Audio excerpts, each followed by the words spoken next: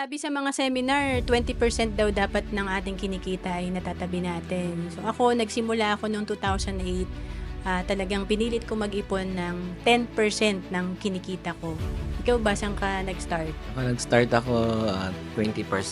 Naging habit ko na rin na mag-ipon no, simula nung bata pa. So, galing akong probinsya sa Davao. So, pumunta ako Manila. So, nakitira muna ako no, sa mag-anak ko. So, kaya nakatipid ako sa rent no, sa bahay. So, kaya nakakatipid ako tapos nakakapag-invest din. Simula ako at 20% ipon. Sa simula, mahirap. Then, nung huling trabaho ko, nung namamasukan ako, nakaipon ako ng mga 40% ng kinikita ko. Alam ko ikaw, ganun ka din. Tumaas din yung percentage. Importante sa pag-iipon para makapagsimula tayo kahit 10% na kinikita or 5% na kinikita natin. Simulan na natin kasi doon nabibuild yung habit kahit na estudyante pa lang tayo.